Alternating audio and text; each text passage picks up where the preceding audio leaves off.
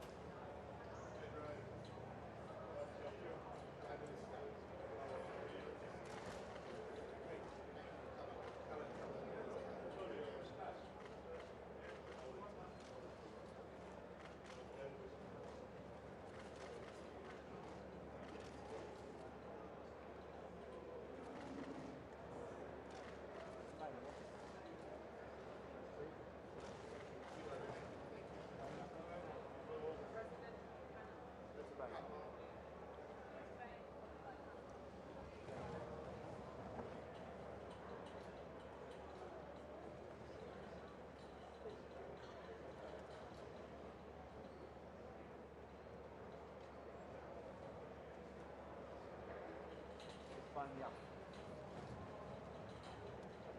Wir können noch wieder gerade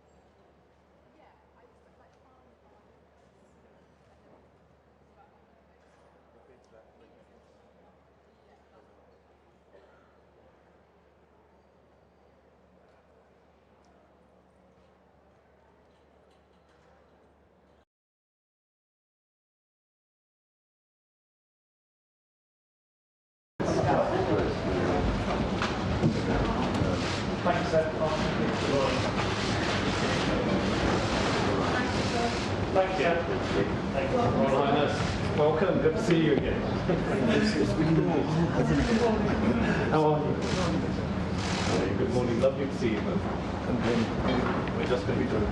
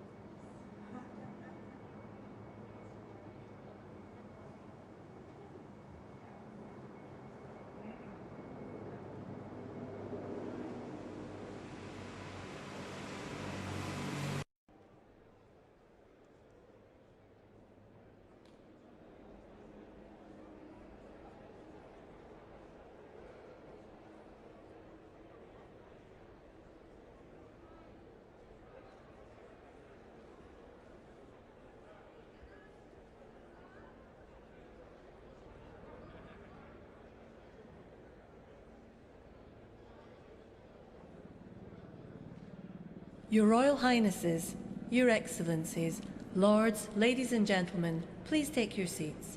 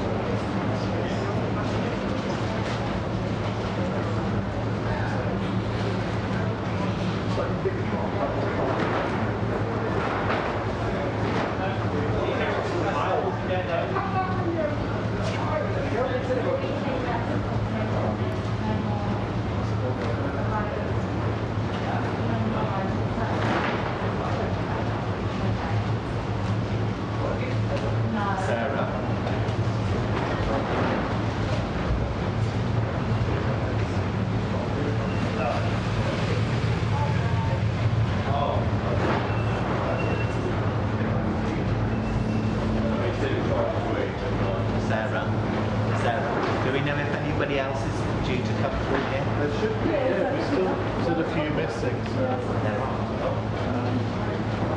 the US motorcade is going through, so they'll have been held. But there should be some more.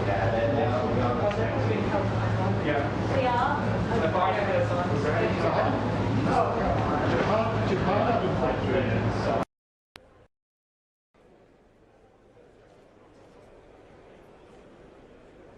Your Royal Highnesses, Your Excellencies, Lords, Ladies and Gentlemen, please take your seats.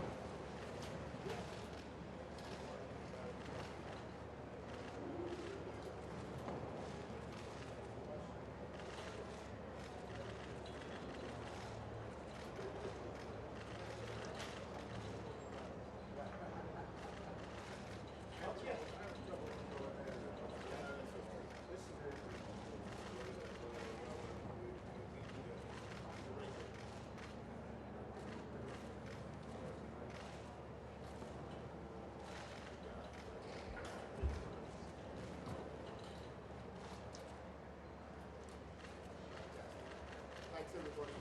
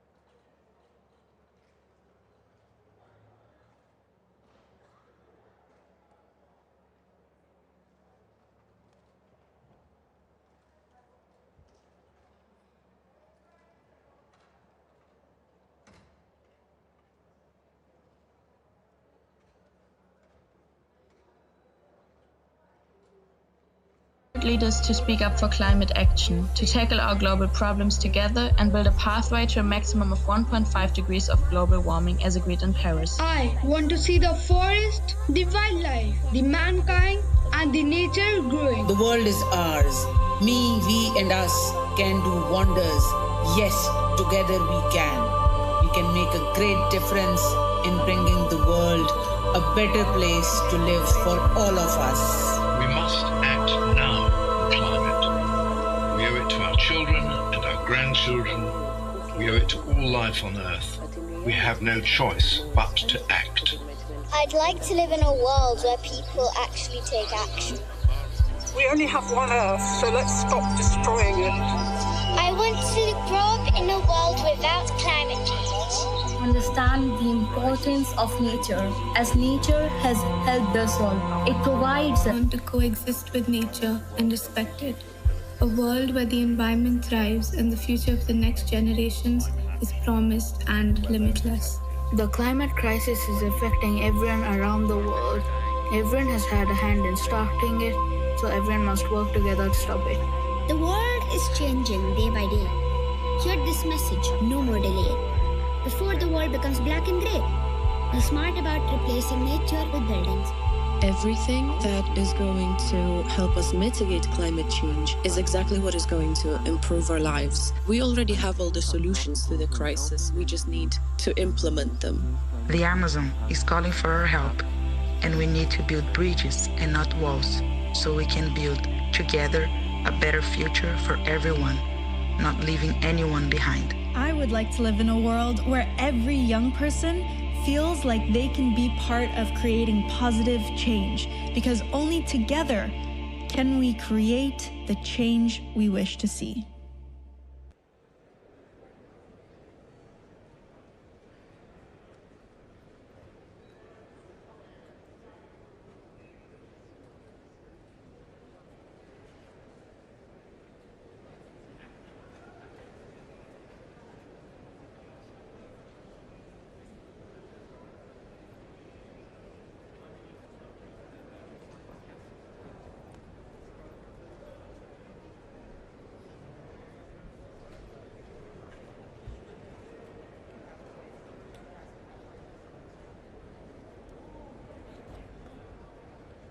Your Royal Highnesses, Your Excellencies, Lords, Ladies and Gentlemen, please take your seats.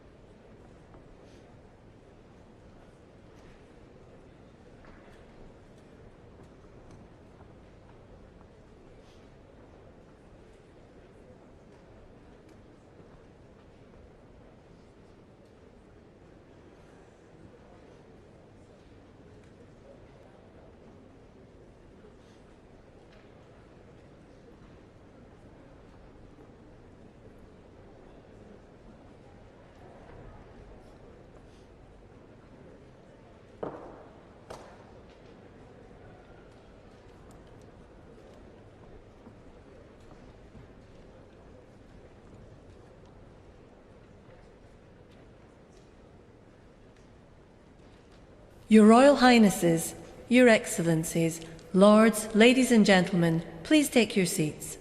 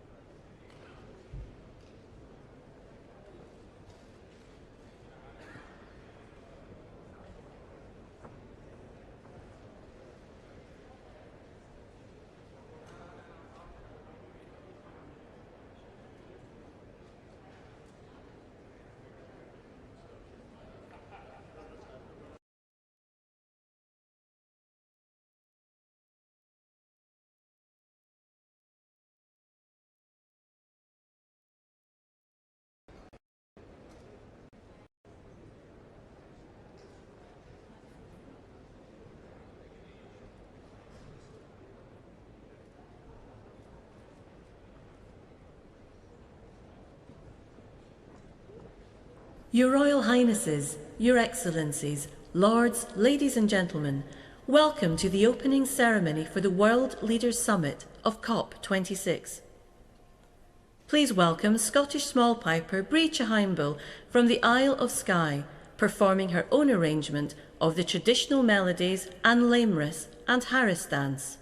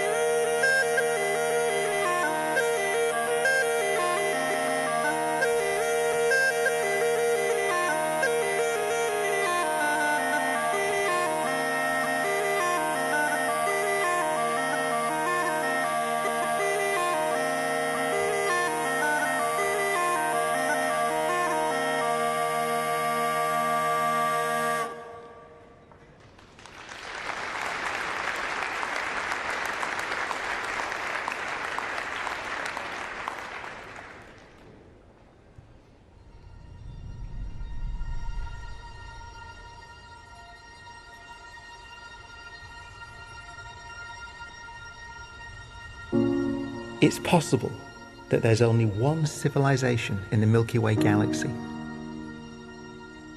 There may only have ever been one, and there may only ever be one.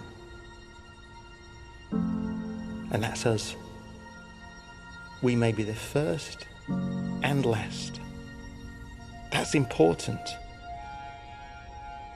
If you're looking for a hint as to how we should behave politically, towards each other, towards our planet, then this idea matters.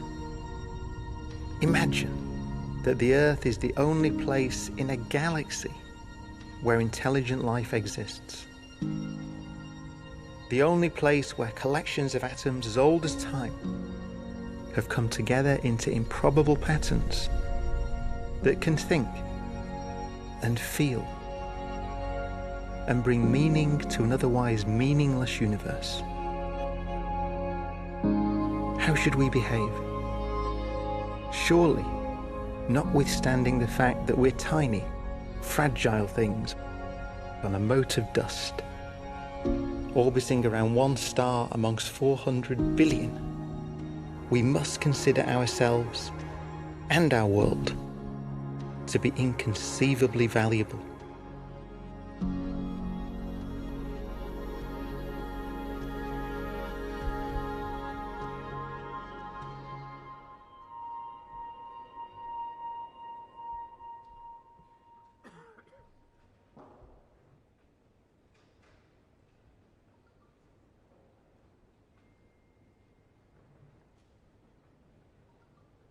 With her poem written for COP26, we are joined by writer, performer and storyteller Yersa Daly Ward.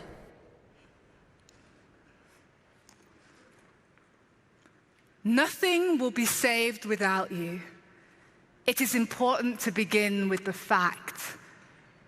This is your invitation to lead with light. You were born to be creators of the ground entrusted, yesterday's beneficiaries, inheritors of land, air, time. Now is all we have left, holding the world in our hands, with the most inconvenient truth to honor the earth, land, sky. Our day is older than it used to be, but not yet gone. The day is dimming and still not done. Come, leading lights. We were born to be creators of the possible future. The truth will not leave without you, heavy though it may be. The staggering state of play is leaning upon you.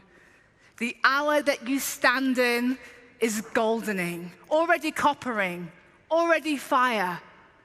Ancestors of tomorrow, this is an intervention. Earth is talking to you today, and Earth has plenty to say. Be architects of something new, protectors of the day. Be shining final hopes, designers of chance and change. The hour is crimson, turning, turning. The hour is bruising, bluing, blue. We are human, and we owe our home. Let's pay our home dues. These are the implications, so we have to end with the facts. Anything less than your best is too much to pay. Anything later than now is too little, too late. Nothing will change without you.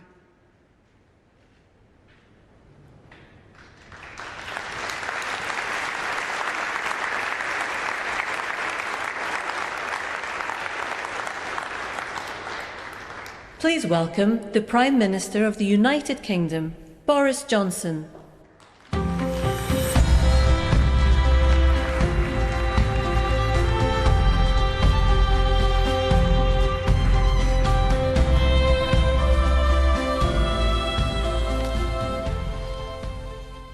Good afternoon, everybody.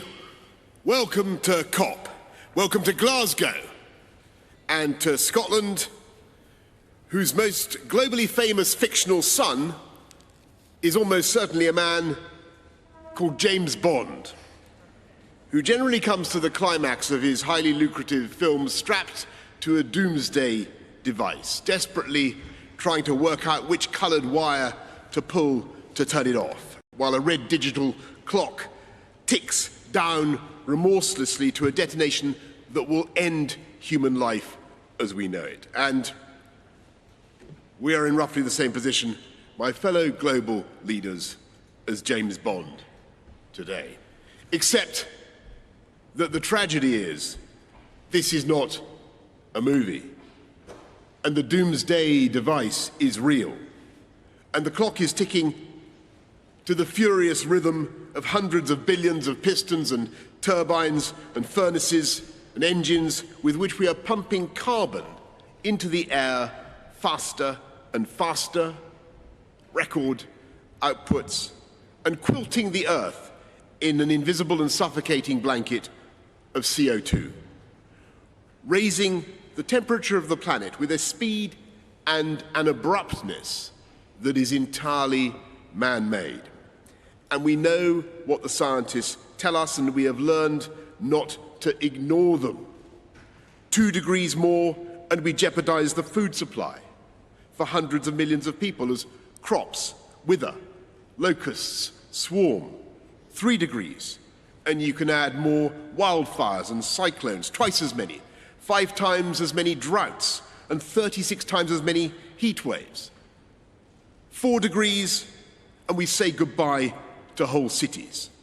Miami, Alexandria, Shanghai, all lost beneath the waves. And the longer we fail to act, the worse it gets, and the higher the price when we are eventually forced by catastrophe to act. Because humanity has long since run down the clock on climate change. It's 1 minute to midnight on that doomsday clock, and we need to act now. If we don't get serious about climate change today, it will be too late for our children to do so tomorrow. I was there with many of you in Copenhagen 11 years ago when we acknowledged we had a problem. I was there in Paris 6 years ago when we agreed to net zero and to try to restrain the rise in the temperature of the planet to 1.5 degrees. And all those promises will be nothing but blah, blah, blah, to coin a phrase. And the anger and the impatience of the world will be uncontainable unless we make this COP26 in Glasgow the moment when we get real about climate change. And we can. We can get real on coal, cars, cash, and trees.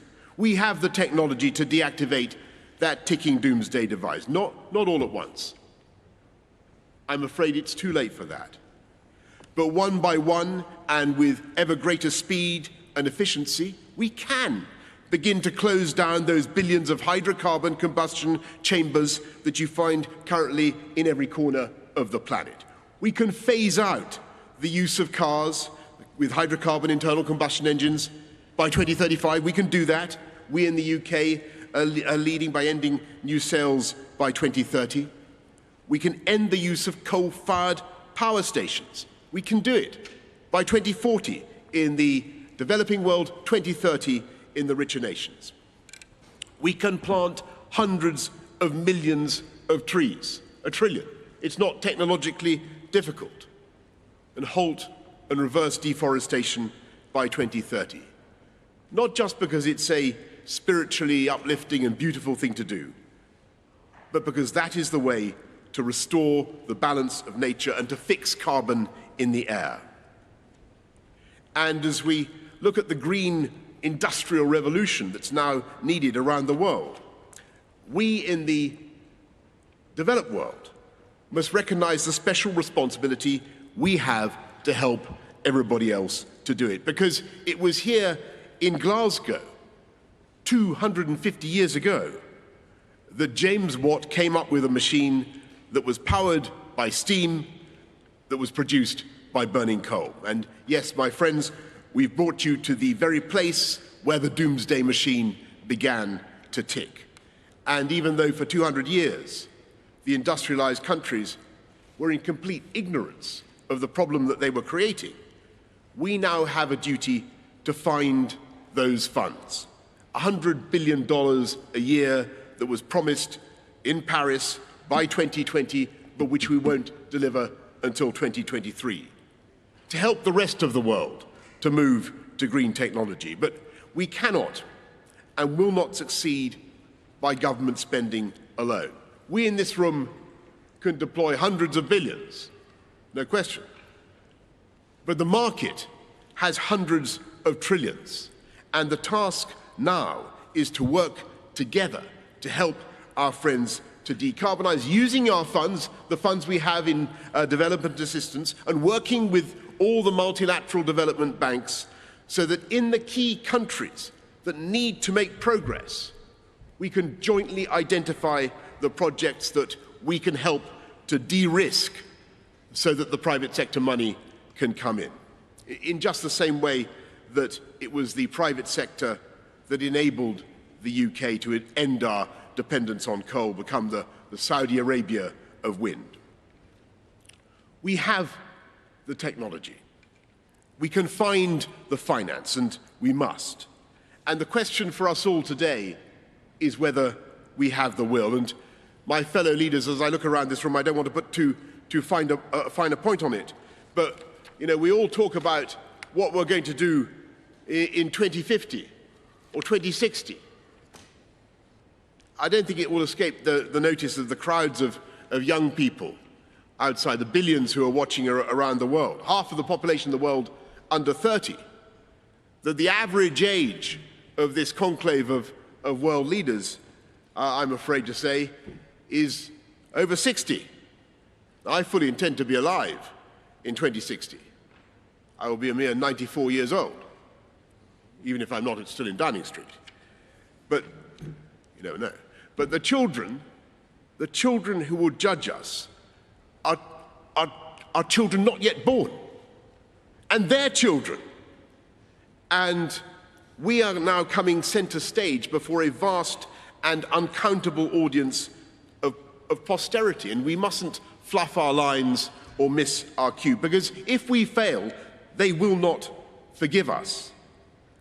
They will know that Glasgow was the historic turning point in history failed to turn. They will judge us with bitterness and with a resentment that eclipses any of the climate activists of today. And they will be right. COP26 will not and cannot be the end of the story on climate change. Even if this conference ends with binding global commitments for game-changing, real-world action, 2 weeks from now, smokestacks will still belch in industrial heartlands. Cows will still belch in their pastures, even if some brilliant Kiwi scientists are teaching them how to be more polite. Cars, powered by petrol and diesel, will still choke congested roads in the world's great cities. No one conference could ever change that. If summits alone solved climate change, then we wouldn't have needed 25 previous COP summits to get where we are today. But while COP26 will not be the end of climate change, it can and it must mark the beginning of the end. In the years since Paris, the world has slowly and with great effort and pain built a lifeboat for humanity. And now is the time to give that lifeboat a mighty shove into the water, like some great liner rolling down the slipways of the Clyde. Take a sextant sighting on 1.5 degrees and set off on a journey to a cleaner, greener future. So let us therefore, in the next days, devote ourselves to this extraordinary task, so that we not only continue with a program that is of green industrial revolution that is already creating millions of high-wage, high-skilled jobs in power and technology, taking our economies forward. Let us also do enough to save our planet and our way of life. And as we work, let us think about those billions of beady eyes that are watching us around the world, increasingly edgy and disenchanted. And let us think of the billions more of the unborn, whose anger will be all the greater if we fail. We cannot let them down. We have the ideas, we have the technology, we have the bankers, we have the corporations and the NGOs, we have the interpreters, we have the meeting rooms. If all else fails, we have the unbeatable hospitality and refreshment of Glasgow. We may not feel much like James Bond, not all of us necessarily look like James Bond, but we have the opportunity and we have the duty to make this summit the moment when humanity finally began, and I stress began, to defuse that bomb, and to make this the moment when we began irrefutably to turn the tide and to begin the fight back against climate change. Yes, it's going to be hard, but yes, we can do it. And so let's get to work with all the creativity and imagination and goodwill that we possess. Thank you very much, and good luck to all of us. Thank you.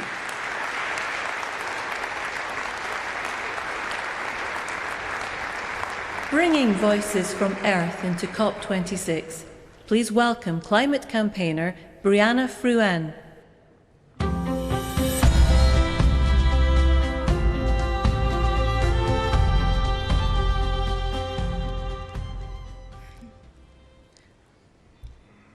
When I was a little girl, I was taught the importance and impact of words. In my culture, in Samoa, there's a proverb that goes, "E pala ma'a ai le pala upu." It means that even stones decay, but words remain. A lesson in knowing how words can be wielded, how text can change everything, how each word you use is weighted, how switching one word or number could reframe worlds, how climate action can be vastly different from climate justice, how 2 degrees could mean the end and 1.5 could mean a fighting chance. You all have the power here today to be better, to remember that in your meeting rooms and drafting documents are more than just black and white objects, to remember that in your words you wield the weapons that can save us or sell us out. I don't need to remind you the reality of vulnerable communities. If you're here today, you know what climate change is doing to us. You don't need my pain or my tears to know that we're in a crisis. The real question is whether you have the political will to do the right thing, to wield the right words, and to follow it up with long overdue action. If you're looking for inspiration on this, look no further than the climate leadership of young Pacific people. We are not just victims to this crisis. We have been resilient beacons of hope. Pacific youth have rallied behind the cry, "We are not drowning, we are fighting."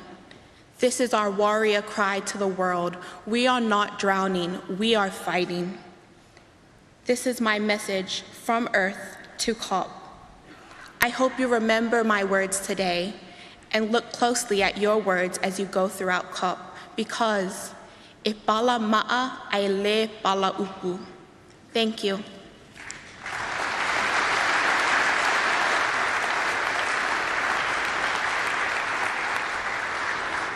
Now please welcome to the stage Chai Sudo'i.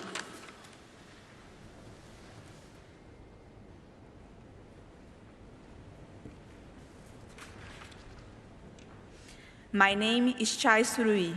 I'm only 24, but my people have been living in the Amazon rainforest at least 6,000 years. My father, the great chief Almi Surui, taught me that we must listen to the stars, the moon, the wind, the animals, and the trees. Today, the climate is warming, the animals are disappearing, the rivers are dying, and our plants don't flower like they did before. The earth is speaking. She tells us that we have no more time. A friend asked me, will we continue to think that today's injuries can be resolved with ointments and painkillers, even though we know that tomorrow our wounds will only run deeper? We need a different path, and with bold and global changes. It's not 2030 or 2050, it's now. While you are closing your eyes to reality, the land defender Ariurwe Wawau, my friend since I was a kid, was murdered for protecting the forest. Indigenous peoples are in the front line of the climate emergency, and we must be at the center of the decisions happening here.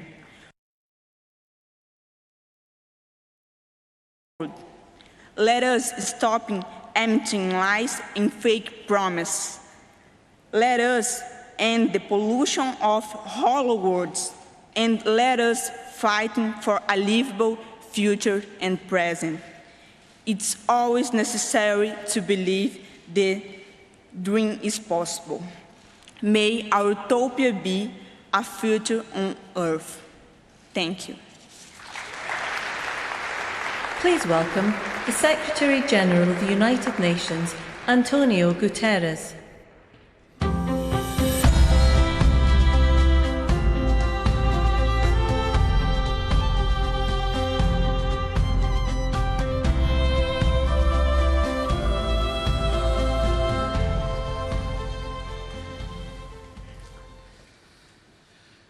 Dear Prime Minister Boris Johnson, I want to thank you and to thank COP President Alok Sharma for your hospitality, your leadership, and your tireless efforts in the preparation of this COP. Your Royal Highnesses, Excellencies, ladies and gentlemen, the 6 years since the Paris Climate Agreement have been the 6 hottest years on record. Our addiction to fossil fuels is pushing humanity to the brink. We face a stark choice. Either we stop it or it stops us. And it's time to say, enough. Enough of brutalizing biodiversity. Enough of killing ourselves with carbon. Enough of treating nature like a toilet. Enough of burning and drilling and mining our way deeper. We are digging our own graves. Our planet is changing before our eyes, from the ocean depths to mountain tops, from melting glaciers to relentless extreme weather events. Sea level rise is double the rate it was 30 years ago. Oceans are hotter than ever and getting warmer faster. Parts of the Amazon rainforest now emit more carbon than they absorb. Recent climate action announcements might give the impression that we are on track to turn things around. This is an illusion. The last published report on national determined contributions showed that they would still condemn the world to a calamitous 2.7-degree increase. And even if the recent pledges were clear and credible, and there are serious questions about some of them, we are still careening towards climate catastrophe. Even in the best-case scenario, temperatures will rise well above 2 degrees. So, as we open this much-anticipated climate conference, we are still heading for climate disaster. Young people know it. Every country sees it. Small island developing states and other vulnerable ones live it. And for them, failure is not an option. Failure is a death sentence. Excellencies, we face a moment of truth. We are fast approaching tipping points that will trigger escalating feedback loops of global heating. But investing in the net zero climate resilient economy will create feedback loops of its own, virtuous circles of sustainable growth, jobs, and opportunity. We have progress to build upon. A number of countries have made credible commitments to net zero emissions by mid-century. Many have pulled the plug on international financing of coal. Over 700 cities are leading the way to carbon neutrality, and the private sector is waking up. The Net Zero Asset Owners Alliance, the gold standard for credible commitments and transparent targets, is managing $10 trillion in assets and catalyzing change across industries. The Climate Action Army, led by young people, is unstoppable.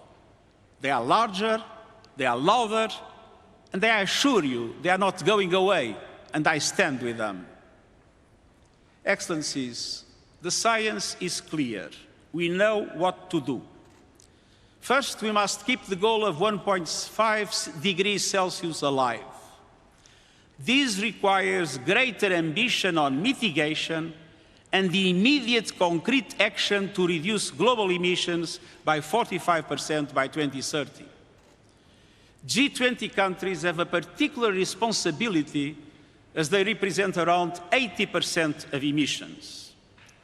According to the principle of common but differentiated responsibilities, in light of national circumstances, developed countries must lead the effort. But emerging economies too must go the extra mile, as their contribution is essential for the effective reduction of emissions. We need maximum ambition from all countries on all fronts to make Glasgow a success. I urge developed countries and the emerging economies to build coalitions to create the financial and technological conditions to accelerate the decarbonization of the economy as well as the phase-out of coal. These coalitions are meant to support the large emitters that face more difficulties in the transition from grey to green for them to be able to do it. Let's have no illusions. If commitments fall short by the end of this COP, countries must revisit their national climate plans and policies, not every 5 years, every moment, until keeping to 1.5 degrees is assured, until subsidies to fossil fuels end, until there is a price on carbon, until coal is phased out. But we also need greater clarity. There is a deficit of credibility and a surplus of confusion over emissions reductions and net zero targets with different meanings and different metrics. That is why, beyond the mechanisms already established in the Paris Agreement, I'm announcing today that it will establish a group of experts to propose clear standards to measure and analyze net zero commitments from non-state actors. Second, we must do more to protect vulnerable communities from the clear and present dangers of climate change. Over the last decade, nearly 4 billion people suffered climate-related disasters. That devastation will only grow. But adaptation works. Early warning systems save lives. Climate-smart agriculture and infrastructure save jobs. And all donors must allocate half their climate finance to adaptation. And public and multilateral development banks should start as soon as possible. Third, this COP must be a moment of solidarity. The $100 billion a year climate finance commitment in support of developing countries must become a 100 billion climate finance reality. And this is critical to restoring trust and credibility. I welcome the efforts led by Canada and Germany to help us get there. It is an important first step, but it delays the largest support for years, and it doesn't give clear guarantees. And beyond the 100 billion, developing countries need far greater resources to fight COVID-19, to build resilience and pursue sustainable development. Those suffering the most, namely least developed countries and small island developing states, need urgent funding, more public climate finance, more overseas development aid, more grants, easier access to funding. And multilateral development banks must work much more seriously at mobilizing greater investment through blended and private finance. Excellencies, the sirens are sounding. Our planet is talking to us and telling us something. And so are people everywhere. Climate action tops the list of people's concerns across countries, age, and gender. We must listen, and we must act, and we must choose wisely. On behalf of these and future generations, I urge you, choose ambition, choose solidarity, choose to safeguard our future and save humanity, and I thank you.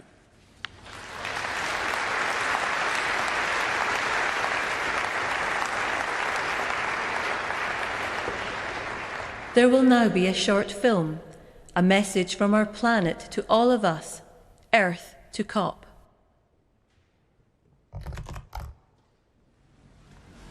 Commuter chaos this morning and delays for the day as high levels of water brought services to a standstill. The Met Office says we should be braced for more of this. Forget summer, they say. It's going to...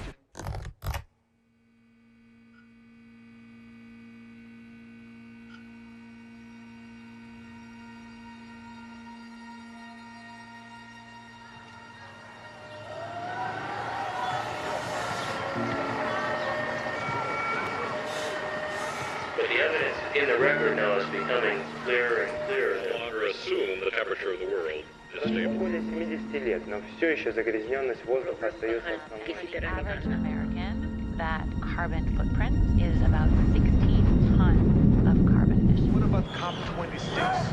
What is COP? The potential threats to the surrounding natural environment. We can see the ocean becoming The UN is calling the world's first climate change fountain.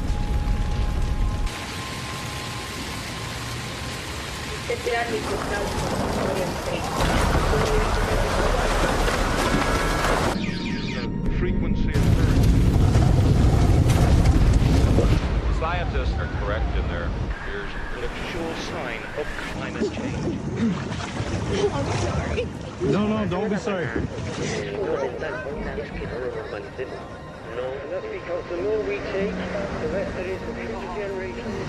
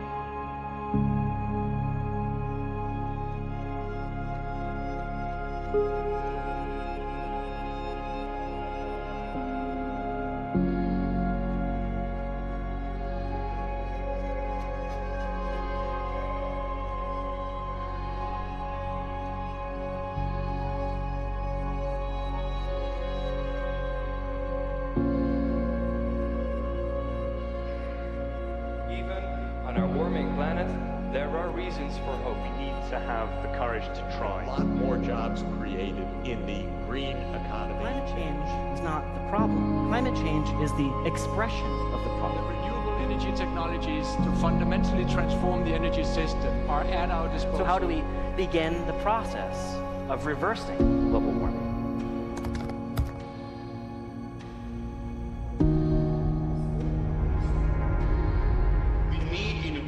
And this kind of innovation. Really glad people are starting to buy electric cars and launched the largest tree plantation campaign. It is now cheaper to build offshore wind farms. To develop a climate-altering by continually reinvesting in our grasslands, we are looking down a critical moment that we cannot not be part of. Enormous opportunity in agriculture. We can become stubborn optimists. COP26 is one of the most important diplomatic gatherings in history. But humanity already knows what to do. Do it overnight, but we can set that end date. We've got a long way to go. But there is momentum.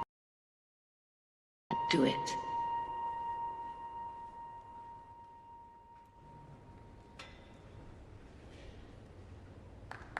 Your Royal Highnesses, Your Excellencies, Lords, Ladies and Gentlemen, please welcome His Royal Highness, the Prince of Wales.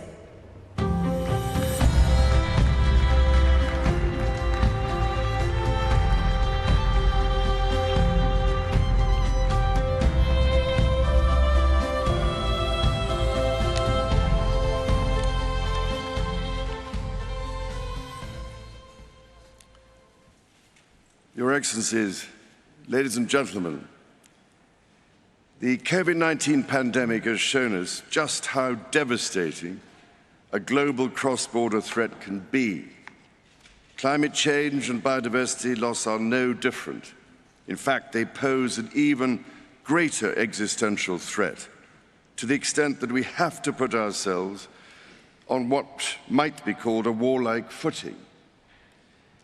Having myself had the opportunity of consulting many of you over these past 18 months, I know you all carry a heavy burden on your shoulders, and you do not need me to tell you that the eyes and hopes of the world are upon you, to act with all dispatch and decisively, because time has quite literally run out. The recent IPCC report gave us a clear diagnosis of the scale of the problem.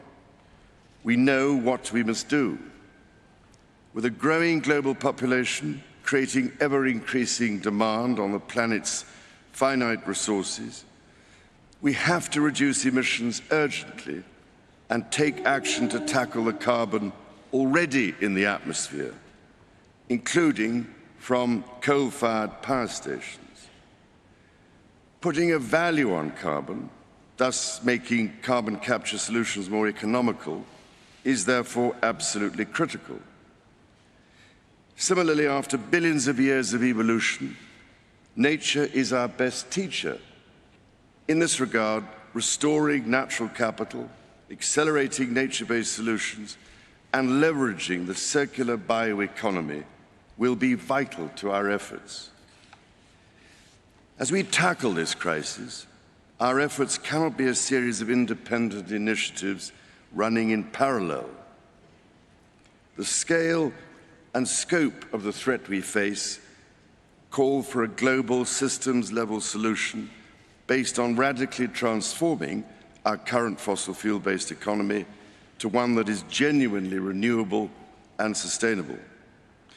So, ladies and gentlemen, my plea today is for countries to come together to create the environment that enables every sector of industry to take the action required. We know this will take trillions, not billions of dollars. We also know that countries, many of whom are burdened by growing levels of debt, simply cannot afford to go green. Here we need a vast military-style campaign to marshal the strength of the global private sector. With trillions at its disposal, far beyond global GDP, and with the greatest respect, beyond even the governments of the world's leaders, it offers the only real prospect of achieving fundamental economic transition. So, how do we do it? First, how do we get the private sector all pulling in the same direction? After nearly 2 years now of consultation, CEOs have told me that we need to bring together global industries to map out, in very practical terms, what it will take to make the transition. We know from the pandemic that the private sector can speed up timelines dramatically when everyone agrees on the urgency and the direction. So each sector needs a clear strategy to speed up the process of getting innovations to market. Second, who pays and how? We need to align private investment behind these industry strategies to help finance the transition efforts, which means building the confidence of investors so that the financial risk is reduced. Crucially, investment is needed to help transition from coal to clean energy. If we can develop a pipeline of many more sustainable and bankable projects at a sufficient scale, it will attract greater investment. Third, which switches do we flick to enable these objectives? More than 300 of the world's leading CEOs and institutional investors have told me that alongside the promises countries have made, their nationally determined contributions, they need clear market signals, agreed globally, so that they have the confidence to invest without the goalposts suddenly moving.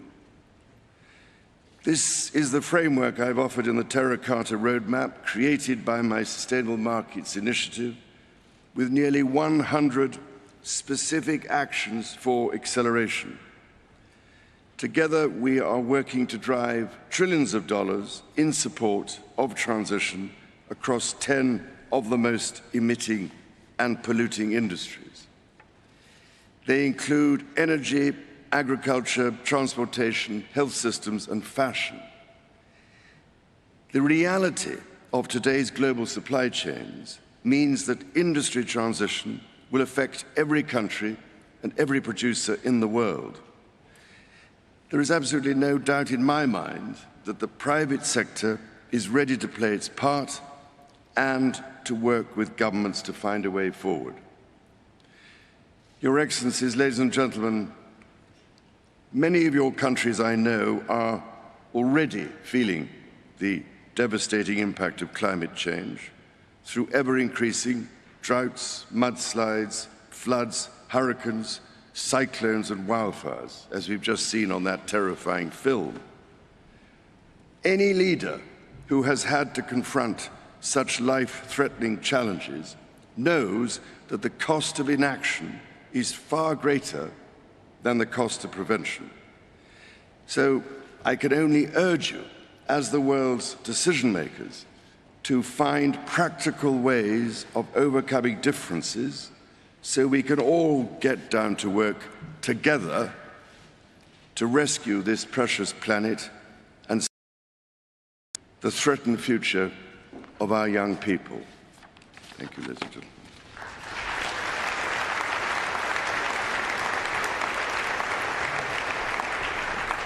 Please welcome the COP26 People's Advocate, who has dedicated his lifetime to highlighting the beauty of the natural world, Sir David Attenborough.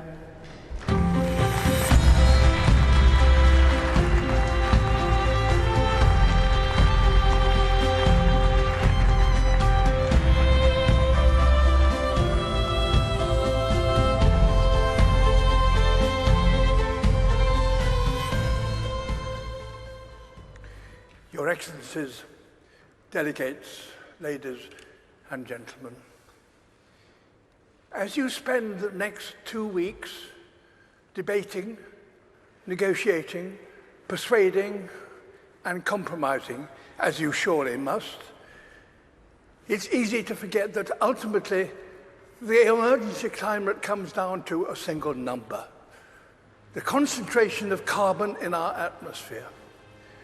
The measure that greatly determines global temperature. And the changes in that one number is the clearest way to chart our own story, for it defines our relationship with our world.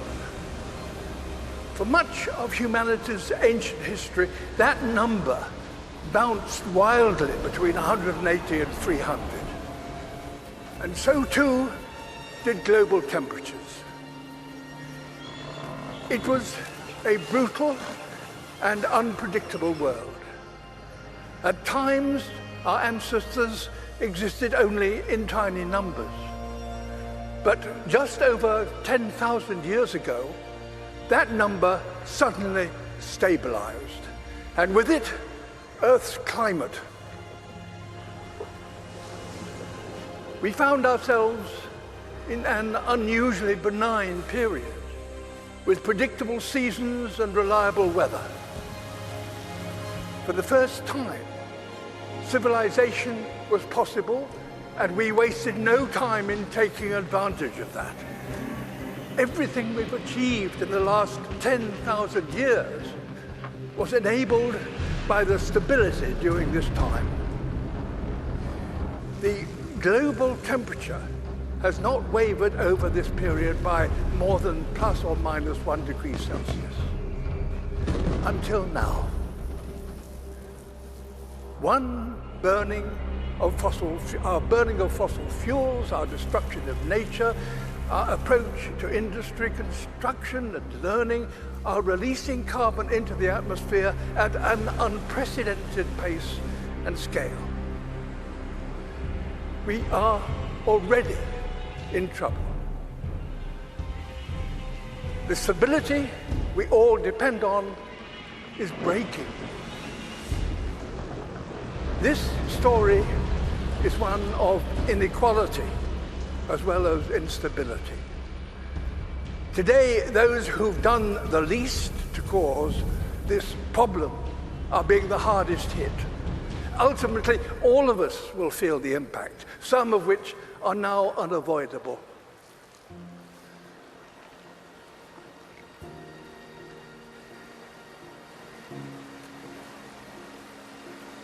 My world is melting. You think you have control, we actually have no control. I'm absolutely terrified to bring a child to this world. Is this how our story is due to end? A tale of the smartest species doomed by that all-too-human characteristic of failing to see the bigger picture in pursuit of short-term goals. Perhaps the fact that the people most affected by climate change are no longer some imagined future generation, but young people alive today, perhaps that will give us the impetus we need to rewrite our story, to turn this tragedy into a triumph. We are, after all, the greatest problem solvers to have ever existed on Earth. We now understand this problem. We know how to stop the number rising and put it in reverse. We must have carbon emissions, halt them this decade. We must recapture billions of tons of carbon from the air. We must fix our sights on keeping 1.5 degrees within reach. A new industrial revolution, powered by millions of sustainable innovations, is essential and is indeed already beginning. We will all share in the benefits: affordable clean energy, healthy air, and enough food to sustain us all. Nature is a key ally. Wherever we restore the wild, it will recapture carbon and help us bring back balance to our planet. And as we work to build a better world, we must acknowledge no nation has completed its development because no advanced nation is yet sustainable.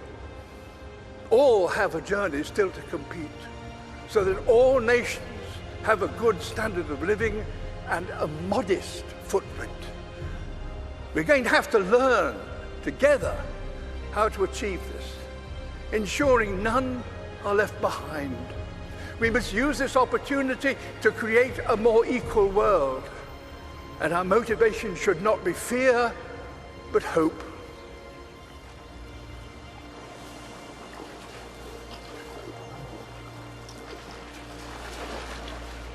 Can we fix climate problem in one generation? My answer would be yes, we have to.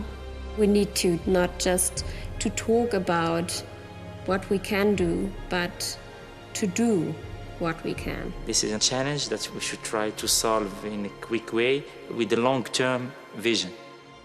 It comes down to this: the people alive now are the generation to come, will look at this conference and consider one thing.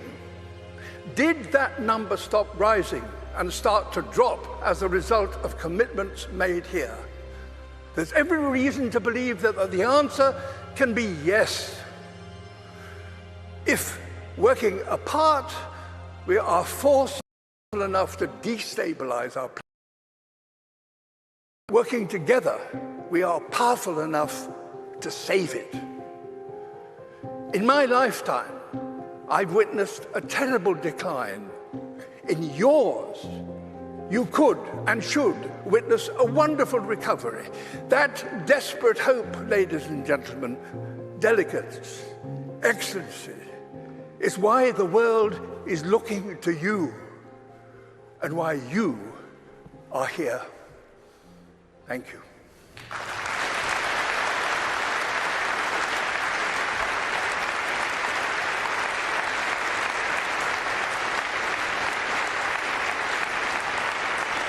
Please welcome the Prime Minister of Barbados, Mia Mottley.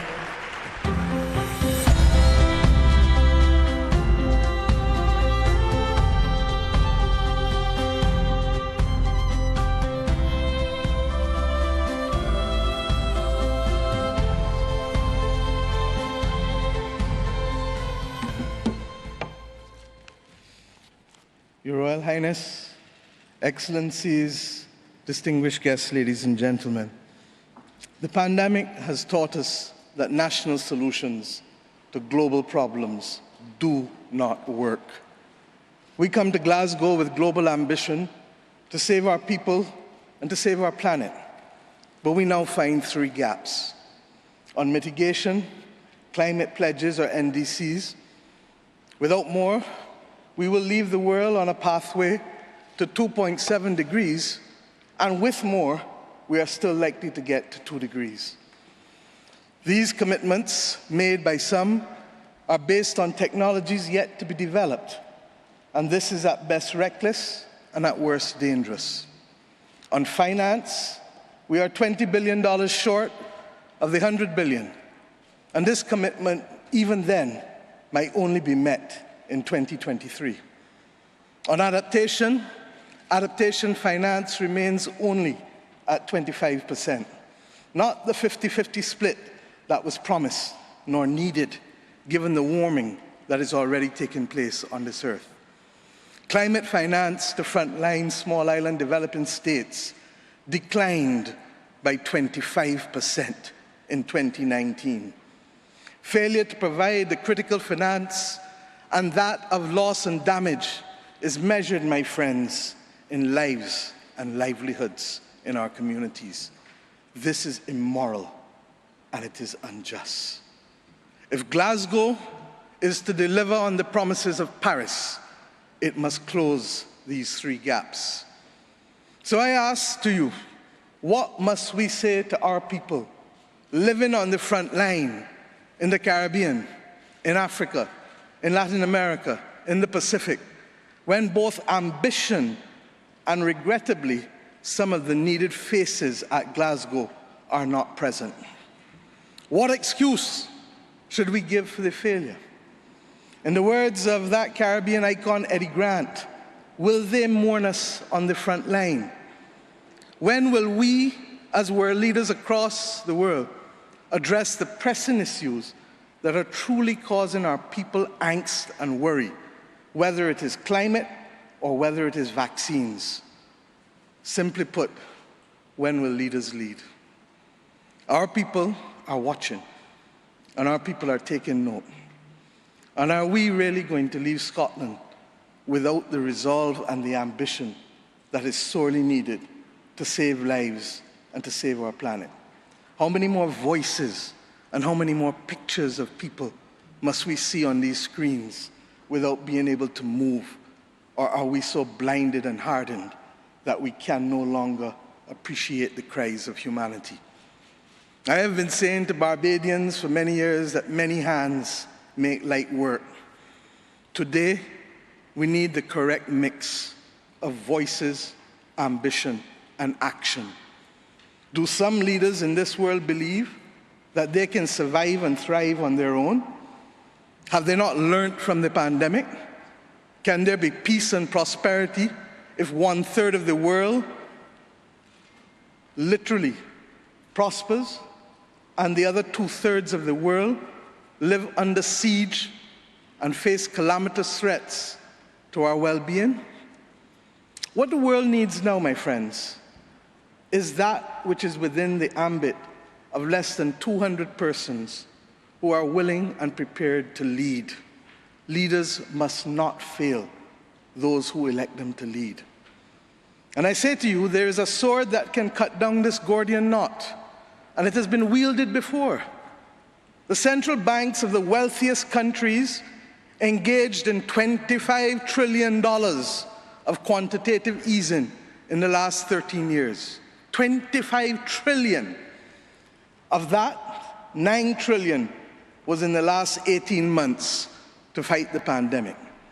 Had we used that 25 trillion to purchase bonds, to finance the energy transition, or the transition of how we eat, or how we move ourselves in transport, we would now today be reaching that 1.5 degrees limit that is so vital to us. I say to you today in Glasgow that an annual increase in the SDRs of $500 billion a year for 20 years, put in a trust to finance the transition, is the real gap, Secretary General, that we need to close, not the 50 billion being proposed for adaptation. And if 500 billion sounds big to you, guess what? It is just 2% of the 25 trillion. This is the sword we need to wield. Our excitement 1 hour into this event is far less than it was 6 months ago leading up to this event. Can we, with those voices and these speeches from Sir David and others, find it within ourselves to get the resolve to bring Glasgow back on track? Or do we leave today believing that it was a failure before it starts? Our world, my friends, stands at a fork in the road, one no less significant than when the United Nations was formed in 1945. But then, the majority of our countries here did not exist. We exist now. The difference is we want to exist 100 years from now. And if our existence is to mean anything, then we must act in the interests of all of our people who are dependent on us. We will allow selfishness to sow the seeds of our common destruction. The leaders of today, not 2030, not 2050, must make this choice. It is in our hands, and our people and our planet need it more than ever. We can work with who is ready to go, because the train is ready to leave. And those who are not yet ready, we need to continue to ring circle and to remind them that their people, not our people, but their citizens, need them to get on board as soon as possible. Code red to the G7 countries. Code red to the G20. Earth to COP, that's what it said. Earth to COP. For those who have eyes to see, for those who have ears to listen, and for those who have a heart to feel, 1.5 is what we need to survive. 2 degrees, yes, SG, is a death sentence for the people of Antigua and Barbuda, for the people of the Maldives, for the people of Dominica and Fiji, for the people of Kenya and Mozambique, and yes, for the people of Samoa and Barbados. We do not want that dreaded death sentence. And we've come here today to say, try harder, because our people, the climate army, the world, the planet, needs our actions now, not next year, not in the next decade. Thank you.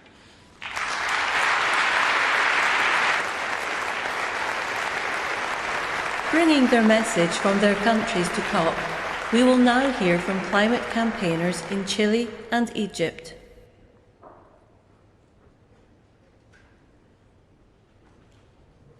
Mi nombre es Isis Riquelme, activista climática, ecofeminista y estudiante de geografía de Chile, y hoy les hablo para que se escuche la voz de la juventud de Latinoamérica. Debemos escuchar el mensaje que nuestro planeta nos envía. El mundo no está mal porque hay una pandemia, hay pandemias porque el mundo está mal. Hago un llamado a los líderes del mundo a que comprometan acciones concretas para detener la extinción de nuestras especies y de la humanidad. Hoy, los jóvenes alrededor del mundo hemos demostrado ser el presente a través de proyectos e ideas que aportan a mitigar y o adaptarse a la crisis climática. Es deber de todos los gobiernos escucharnos, es nuestro futuro el que está en juego. Las niñas y jóvenes mujeres latinoamericanas albergan sueños e ideas del mañana. Nos hemos empoderado de nuestras capacidades y hemos avanzado en materia de educación socioambiental para enfrentar esta crisis. Los proyectos que los jóvenes impulsamos para abordar el cambio son un claro ejemplo de soluciones viables y concretas para entregar las herramientas necesarias para la adaptación y empoderar a nuestras comunidades a ser agentes de cambio a lo largo de los territorios. Hemos organizado los continentes para proteger nuestros océanos por la biodiversidad invaluable que albergan. Hemos instado a la sociedad civil de 80 países a realizar acciones concretas para mitigar la crisis climática y levantar exigencias y propuestas que ustedes puedan ejecutar en sus países. Nosotros, sus niños, sus hijos, hemos decidido colaborar globalmente para cuidar nuestro hogar. Pero son ustedes quienes deciden cómo reedificarlo. Les insto a que escuchen y actúen. Debemos seguir construyendo sobre la ambición climática de la presidencia chilena en la COP25. Trabajar localmente para impactar globalmente y tomar en cuenta el conocimiento de la sociedad civil. Este es mi mensaje desde el planeta a la COP. Ayúdennos por favor a garantizar un futuro mejor. En sus manos están nuestras vidas y las de los que vienen. Lo que decidan en esta conferencia cambiará el rumbo de la humanidad. Es tiempo de actuar. تحياتي، أنا عبد الفتاح ندى، ناشط في قضية التغير المناخي ورائد أعمال اجتماعي في مجال التمكين الاقتصادي. أحدثكم من مصر لأنقل لكم رسالة باسم شباب الأرض التي باتت مهددة بخطر التغير المناخي يوما بعد يوم، بل دقيقة تلو الأخرى.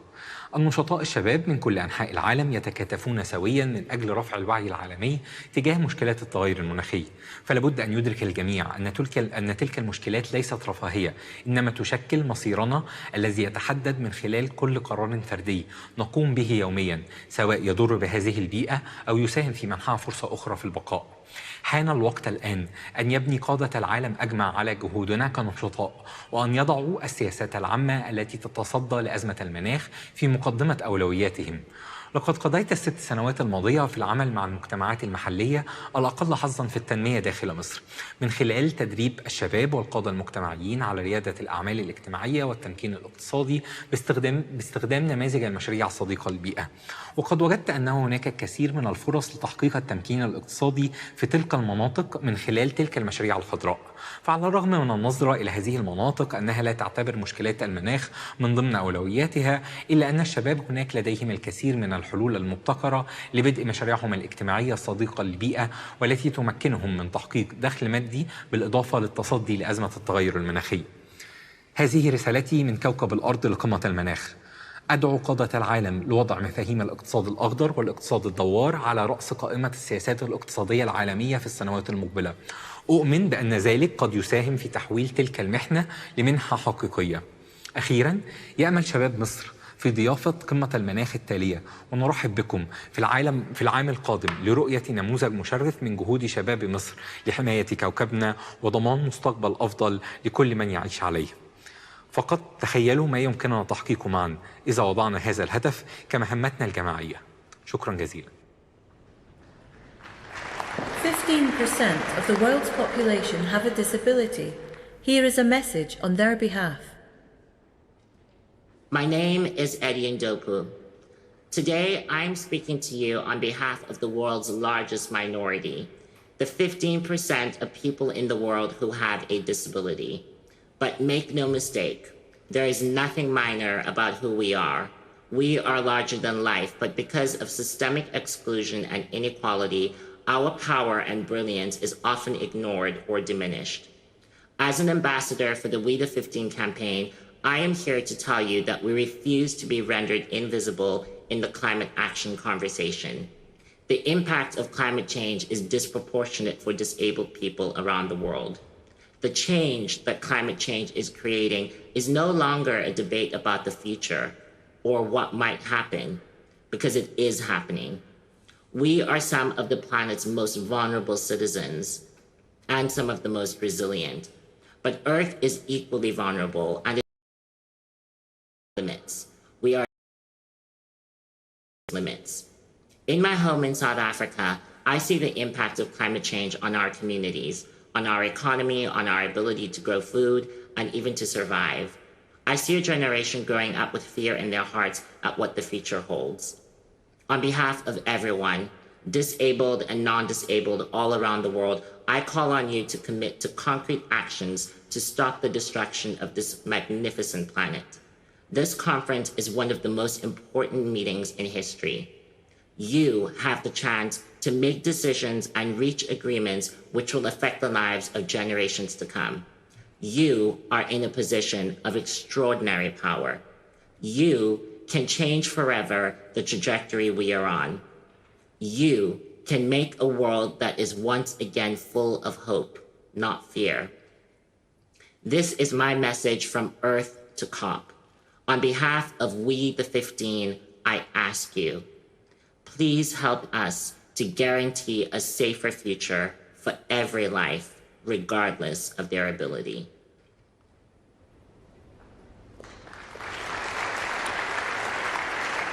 Please welcome the Prime Minister of Italy, Mario Draghi.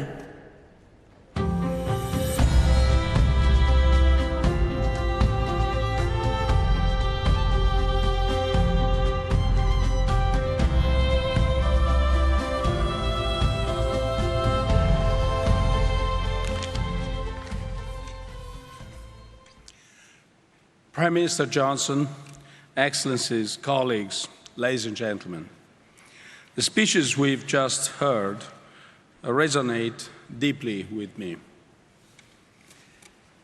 Over the last few years, young people have done us a service by bringing the climate agenda on the front of our political debate. Young people were the center of the pre-COP summit in Milan. In Glasgow, here, we need to make them proud. Projected rise in global temperatures is set to affect dramatically life on our planet. From catastrophic fires and floods we've seen now, to the bleaching of coral reefs, to the loss of biodiversity, the impact of climate change is already all too evident. Its price also rising fast, especially for the poorer nations. The cost of disruptions for households and companies in low and middle-income countries amounts to a staggering $390 billion a year. Climate change also has serious repercussions on global peace and security. It can deplete natural resources and worsen social tensions, lead to new migration flows, and contribute to terrorism and organized crime. Climate change can tear us apart. Thanks to the constant dialogue and cooperation, we made good progress on addressing climate change. The G20 accounts for around 75% of global greenhouse gas emissions and around 80% of global GDP. At last weekend summit in Rome, its member states agreed that we must limit the rise in global temperature to 1.5 degrees, was the first time, and committed to achieve net zero emissions by or around mid-century. We decided to step up our actions starting from this decade, enhance our nationally determined contributions, and stop the international public funding of unabated new coal by the end of this year. Here, at the COP26, we must now go further than we did at G20. We need to speed up our commitment to keep the rise in temperatures below 1.5 degrees. We need to build on the G20 agreement and act faster and more decisively. We must strengthen our efforts in the realm of climate finance. We must bring together the public and the private sector in new ways. We had a roadmap just made by Prince Charles. Prime Minister Johnson highlighted the amount of private money available. It's tens of trillions. But now we've got to use them. Now we have to find an intelligent way to spend them and spend them quickly. We need, first and foremost, that all multilateral development banks, and especially the World Bank, co-share with the private sector risks that the private sector alone cannot bear. We need country-based platforms where the World Bank and other banks, multilateral development banks, can actually co-share and make all this money usable to a good effort. This is the first, in a sense, great news that Prime Minister Johnson gave us today. That money is not a concern if we want to use it well. This COP26 must be the start of a new momentum, a quantum leap in our fight against climate change. And our youth must be at the center of this process. We intend to turn the Youth for Climate event we held in Milan into a regular feature of all COPs. Future generations will judge us for what we achieve or fail to achieve. We must involve them, listen to them, and above all, learn from them. Thank you.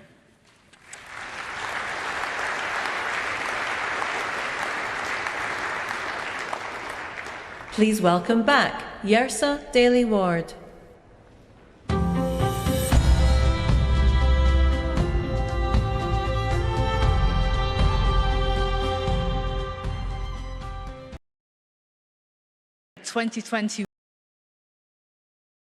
To give young people across the UK the opportunity to bring their voice to COP26. Together with Blue Peter, the longest-running children's programme in the world, COP26 asks them to use their creativity to send the message to you, the decision-makers of our planet. Thousands of children took part, and the film you're about to see brings to life the winning story written by Delphine, who has joined us here at the ceremony today.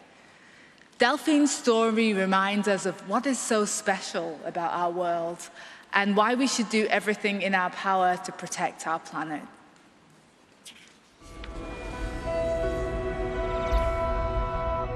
Delphine was a girl born in 2099.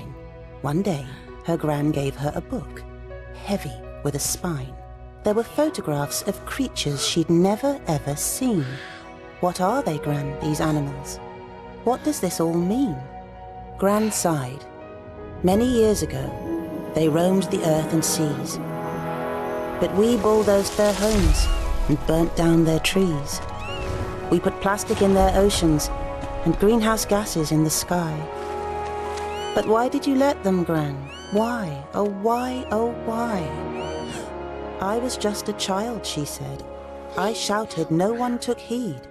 Businessmen wanted money. It was nothing more than greed.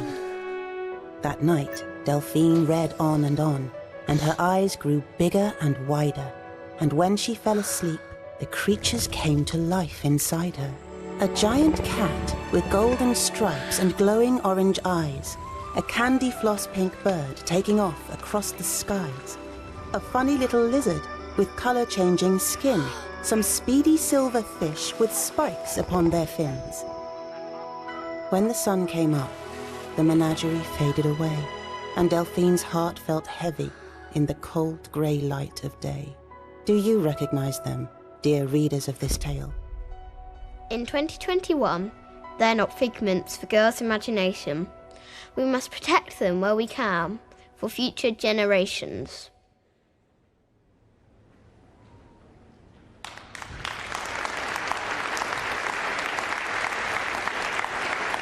To close the ceremony, please welcome climate and environmental activist Elizabeth Wathuti.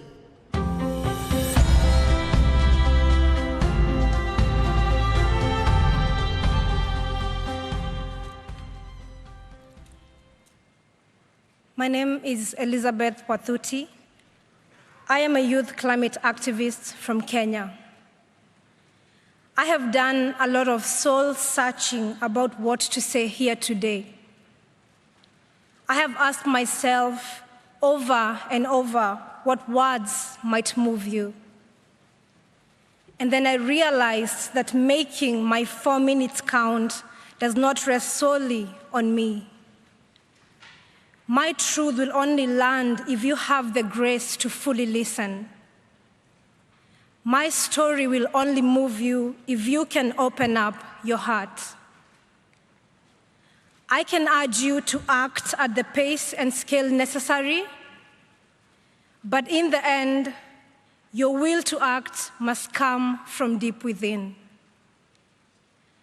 I need to tell you what is happening in my home country. Right now, as we sit comfortably here in this conference center in Glasgow, over 2 million of my fellow Kenyans are facing climate-related starvation. In this past year, both of our rainy seasons have failed, and scientists say that it may be another 12 months before the waters return again. Meanwhile, our rivers are running dry, our harvests are failing, our storehouses stand empty, our animals and people are dying. I have seen with my own eyes 3 young children crying at the side of a dried-up river after walking 12 miles with their mother to find water. Please open your hearts. This is not only happening in Kenya. Over the past few months, there have been deadly heat waves and wildfires in Algeria and devastating floods in Uganda and Nigeria. And there is more still to come. By 2025, in just 4 years' time, half of the world's population will be facing water scarcity. And by the time I'm 50, the climate crisis will have displaced 86 million people in sub-Saharan Africa alone. I would like you to join me in holding a moment of compassionate silence for the billions of people who are not here with us today, whose stories are not being heard, and whose suffering is not being felt.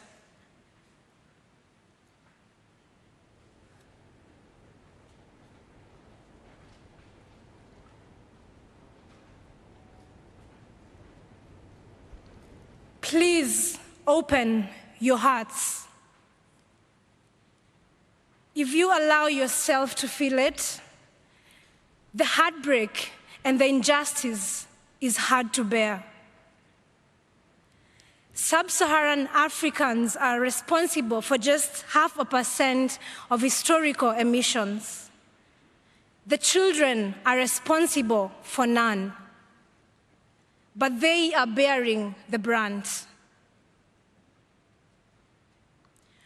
We are the adults on this earth right now, and it is our responsibility to ensure that the children have food and water. I have been doing what I can.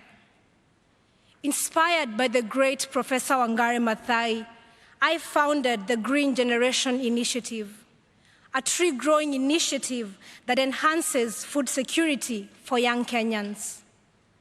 So far, we have grown 30,000 fruit trees to maturity, providing desperately needed nutrition for thousands of children. Every day we see after the trees, they look.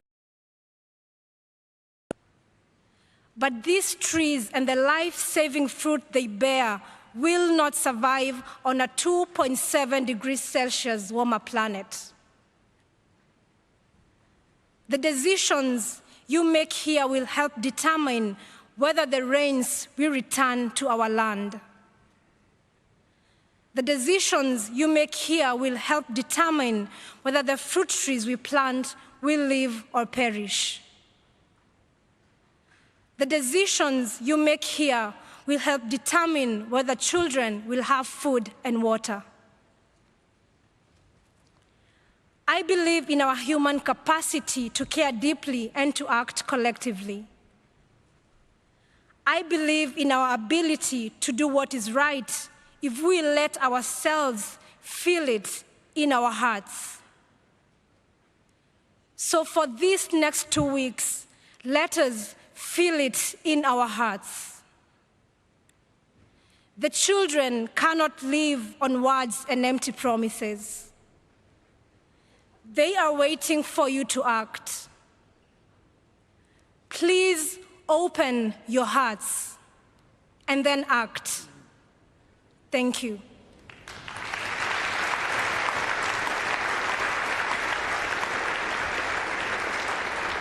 You have heard Earth's impassioned message to you all. Earth is calling for action this day. This has been Earth to COP.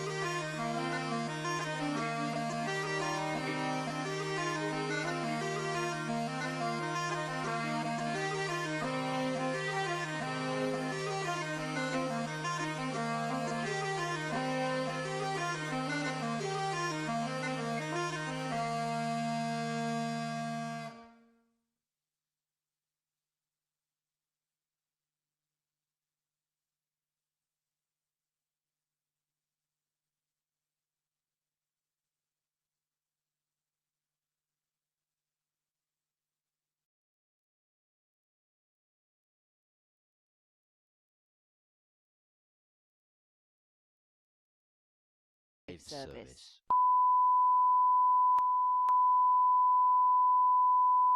This is the primary audio circuit for the Reuters Live service.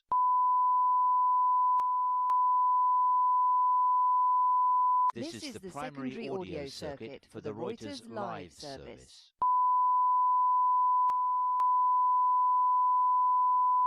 This is the primary audio circuit for the Reuters live service.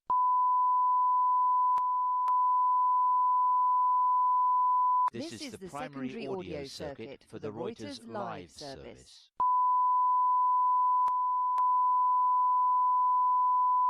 This is the primary audio circuit for the Reuters live service.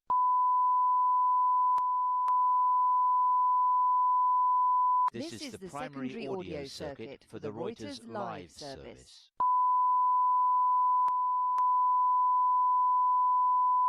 This is the primary audio circuit for the Reuters live service.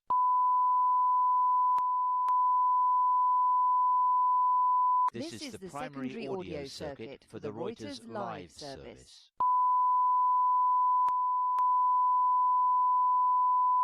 This is the primary audio circuit for the Reuters live service.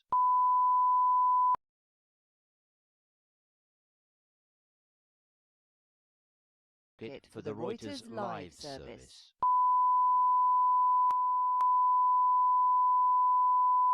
This is the primary audio circuit for the Reuters live service.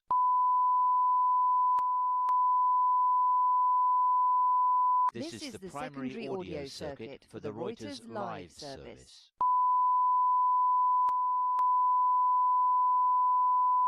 This is the primary audio circuit for the Reuters live service.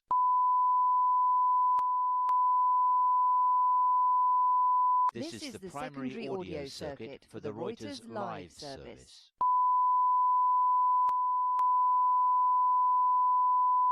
This is the primary audio circuit for the Reuters live service.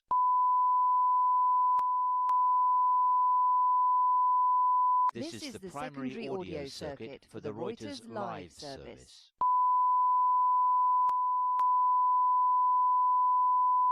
This is the primary audio circuit for the Reuters live service.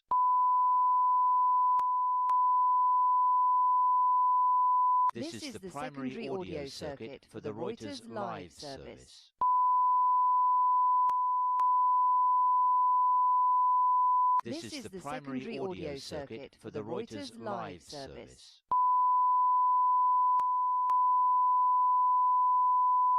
This is the primary audio circuit for the Reuters live service.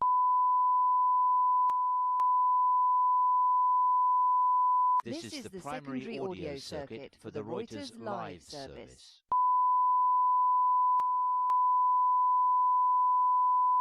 This is the primary audio circuit for the Reuters live service.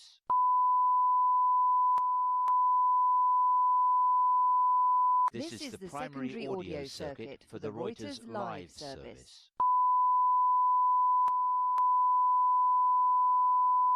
This is the primary audio circuit for the Reuters live service.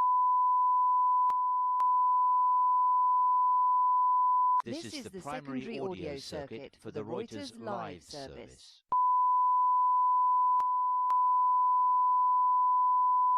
This is the primary audio circuit for the Reuters live service.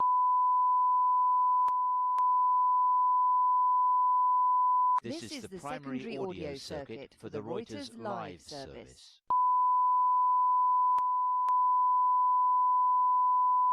This is the primary audio circuit for the Reuters live service.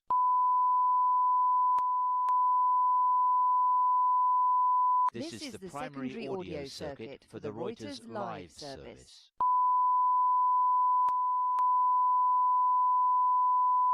This is the primary audio circuit for the Reuters live service.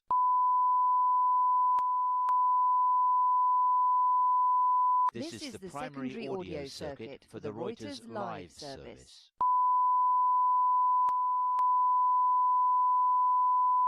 This is the primary audio circuit for the Reuters live service.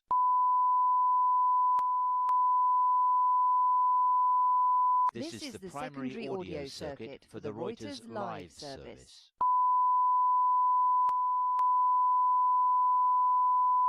This is the primary audio circuit for the Reuters live service.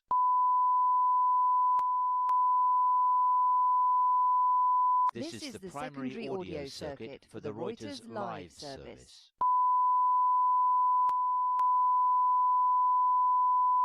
This is the primary audio circuit for the Reuters live service.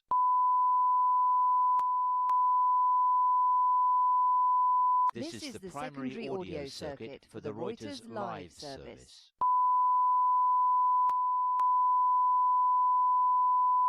This is the primary audio circuit for the Reuters live service.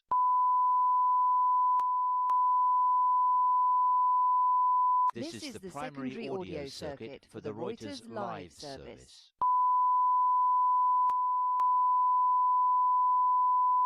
This is the primary audio circuit for the Reuters live service.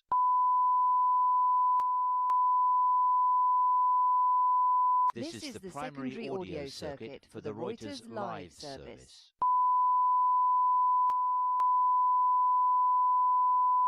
This is the primary audio circuit for the Reuters live service.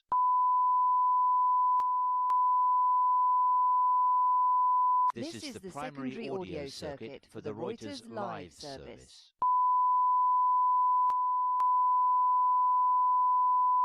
This is the primary audio circuit for the Reuters live service.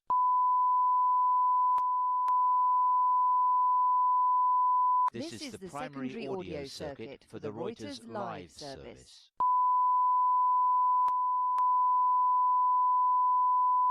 This is the primary audio circuit for the Reuters live service.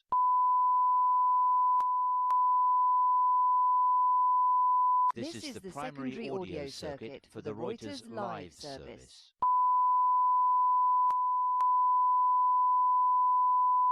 This is the primary audio circuit for the Reuters live service.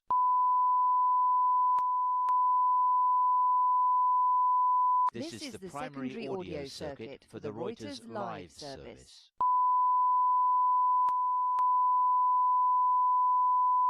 This is the primary audio circuit for the Reuters live service.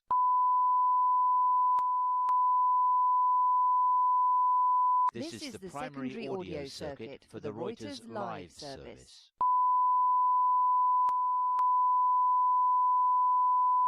This is the primary audio circuit for the Reuters live service.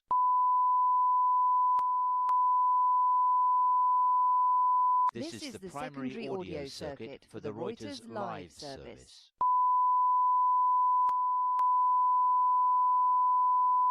This is the primary audio circuit for the Reuters live service.